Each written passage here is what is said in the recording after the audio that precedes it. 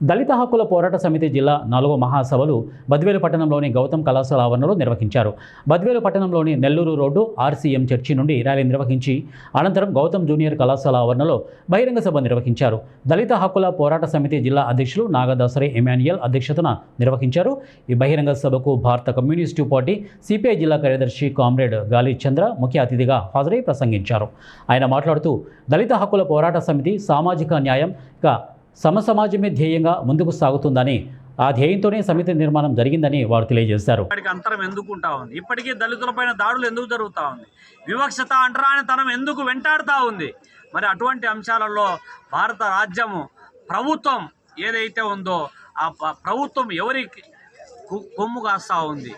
మరి నిన్నగాక మొన్న దళిత క్రైస్తవులకు రిజర్వేషన్లు అవసరం లేదని చెప్పి సుప్రీంకోర్టు తీర్పిస్తే ఇవాళ పాలక ప్రభుత్వం మాటనున్నటువంటి ఆర్ఎస్ఎస్ సంఘ్ పరివార సంఘాలు గుద్దుకుంటా ఉంది.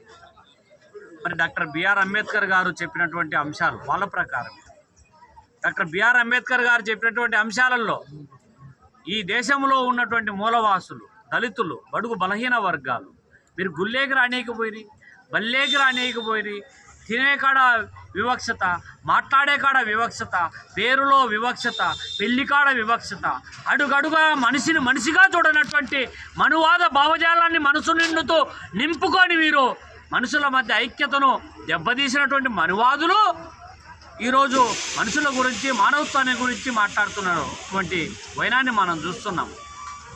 ఇవాళ హిందువులారా మనమంతా బంధువులం అంటున్నటువంటి మనువాద రాజకీయాలు చేస్తున్నటువంటి మీరు ఎక్కడ హిందువులుగా చూస్తున్నారు, ఎక్కడ మనుషులుగా చూస్తున్నారు? ఇప్పటికీ అనేక చోట్ల దాడులు పెరుగుతూ ఉన్నాయి.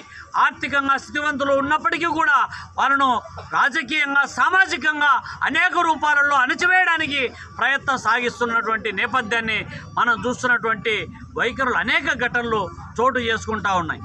మణిపూర్లో ఏం జరిగింది? ఉత్తరప్రదేశ్లో మాంసం తినే చోట కూడా మీ యొక్క పెత్తనము, తినే తిండి, కట్టుకునే బట్ట, అన్ని రూపాలలో కూడా మనకుండే రాజ్యాంగబద్ధంగా సంబంధించిన నిధులపైన కూడా కేటాయించకుండా నిర్లక్ష్యంగా జరుగుతున్న ఈ తరుణంలో మన హక్కులను మనం సాధించుకోవాలంటే ఈ మహాసభల సందర్భంగా ఏర్పడే నూతన కమిటీ ఉన్న పెద్ద బాధ్యత ఉంది. ఈ మనకు కావాల్సిన మన హక్కులను మనం పోరాడితే తప్ప సాధించుకోలేము. ఈ నిద్రపోతున్న ప్రభుత్వాలను నిద్రలేపి ఎవరైతే దళితులకు ఓట్ల ద్వారా ఉపయోగించుకొని ఎలక్షన్లో లబ్ధి పొంది దళితులను విస్మరిస్తున్నారో ఆ ప్రభుత్వాలకు మనం అందరం బుద్ధి చెప్పాల్సిన అవసరం ఉంది. అలాగే దళిత క్రైస్తవులకు సంబంధించి ఎక్కడా కూడా వారు మతం మారినంత మాత్రాన వాళ్ళ ఆర్థిక పరిస్థితి కానీ, సమాజంలో సామాజికంగా కానీ ఎక్కడా కూడా వారికి విలువ లేదు.